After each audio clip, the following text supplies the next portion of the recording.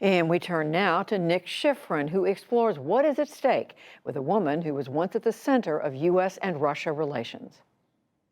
Judy, there was a lot at stake and a lot discussed today, and so we turn to Fiona Hill. She served as Senior Director for European and Russian Affairs on the National Security Council staff during the Trump administration. She is the co-author of Mr. Putin, Operative in the Kremlin, and is now a Senior Fellow at the Brookings Institution. Fiona Hill, welcome back to the NewsHour. The two sides, as Yamiche was just discussing, have agreed to strategic stability talks on multiple topics and to send the ambassadors back to each other's capitals. Is that a sign that the relationship, in President Biden's words, can become more predictable?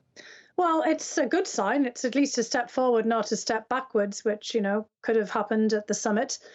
What will make it more predictable is if we have more meetings at different levels of the government. We've already had Jake Sullivan, the National Security Advisor, meeting with his counterpart, Nikolai Patrushev. Behind the scenes, there's been exchanges between the chairmen of the Joint Chiefs of Staff equivalent, General Milley and General Gerasimov. I think General Gerasimov actually showed up today at the bilateral meeting. And so if we have more of those kinds of meetings, we've had Tony Blinken, the Secretary of State, sitting in with Sergei Lavrov, the Russian foreign minister, if they have their own bilateral, and we have meetings like this at that kind of level, then there will be a little bit more predictability, at least in the sense of our two sides are meeting and they're trying to move things slightly forward. So some of those topics to be discussed in the meetings that were agreed to today include cyber. President Biden specifically handed over a list of 16 critical infrastructure aspects that he said should be, quote, off the table, and promised cyber responses if Russia attacked them. Could that discussion prevent future cyber attacks? It might not prevent them because, there is always the risk that these will be carried out by unofficial non-state actors, these kinds of attacks. We've already seen that with the attack on, the gas pipeline here in the northeast region. I mean, many of the viewers will probably remember having to queue up for gas a few weeks ago. These were all ransomware attacks by non-state actors. There has to be some sort of specificity in this because the problem is that once you have an official agreement at the top level, and the state actors are not carrying this out, it does unfortunately leave room for maneuver by others. And Vladimir Putin is always telling us the state didn't do this. So it has to also be made clear that we will be taking a very hard look at non-state actors operating from Russia who carry out these kinds of attacks. I think that's part of the discussion as well. One of the other aspects that they'll talk about, of course, in these so-called strategic stability talks is the future of arms control. But while the U.S. wants to limit Russia's new nuclear-propelled weapons and tactical nukes, Russia is focused on something else, the U.S. conventional weapons and missile defense. Can that difference in what the two sides mean by strategic stability be bridged?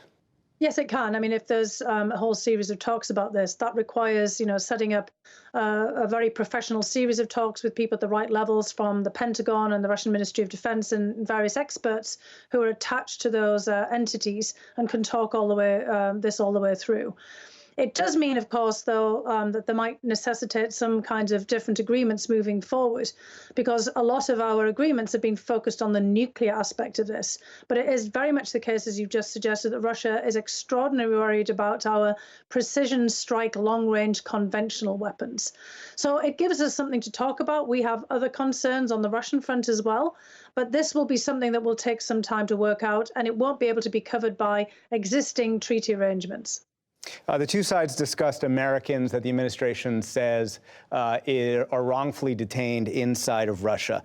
They are former Marines, Paul Whelan and Trevor Reed. And President Putin said there could be progress, but the Russians in the past have suggested a prisoner swap, perhaps for Konstantin Yaroshenko, convicted in a U.S. court of conspiracy to smuggle cocaine, and the global arms dealer Victor Bout, convicted in a U.S. court of conspiracy to kill U.S. citizens. Should the U.S. consider a prisoner swap to release Reed and Whelan?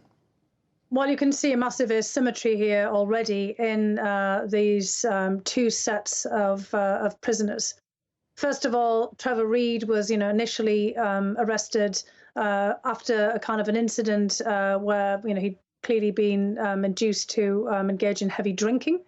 So sort of drunken and disorderly doesn't really kind of stack up against someone who's been convicted for global arms trading and for, frankly, as a pilot of a plane with, large-scale drug smuggling. And Paul Whelan seems to have also been set up for a set of charges on espionage, none of which, of course, also rise to the same level. So there's going to have to be a lot of things discussed here. So I would not want to prejudge this because, again, of this asymmetry. But I think that this is a critical issue because we can't have our 2 American citizens who have been sitting in Russian penal colonies and Russian jails for some considerable period of time. Beyond the summit, we are 3 months ahead of parliamentary elections in Russia, and the Kremlin has gone much further than it has in the past at cracking down on opposition and silencing all criticism. Is there anything the U.S. can do to change that? Well, probably not, because I think this is a sign here of a great deal of disquiet in the Russian system. On the one hand, Putin may look incredibly confident. He's always, kind of fairly offhand about these things. During his press conference, he was asked, what does he have to fear? And he said, there's no fear in this whatsoever, but certainly coming down so heavily against opposition like Alexei Navalny and his organization suggests something else.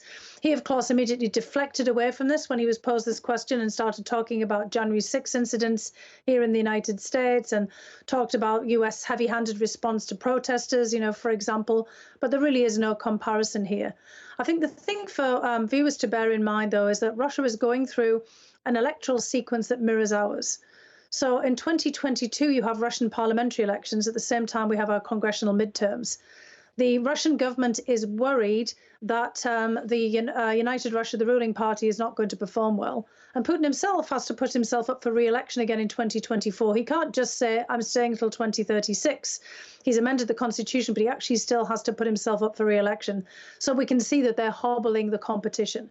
Alexei Navalny is somebody who is a serious opposition figure who wanted to be president, and he has an actual movement and a party that's been forming around him. And you were the NSC staff director for Russia during the 2018 summit between Presidents Trump and Putin. Is perhaps one of the main differences today compared to 2018 the performance of the U.S. president? Absolutely. And, I think that he was very much on message. He was, basically getting his points across why he had that meeting. If it had been alongside Vladimir Putin and asked the same questions, there'd have been a lot of kind of performance added into this. There'd have been a lot more scrutiny about how he's responding vis-a-vis how Putin was responding. There'd have been a lot of potential for Putin to say something to, upset the apple cart in the middle of all of this. Putin had his say. Our president had his say. I think that we can all, basically wipe the sweat off our brow and say, well, we got through that one. Fiona Hill, thank you very much. Thanks, Nick.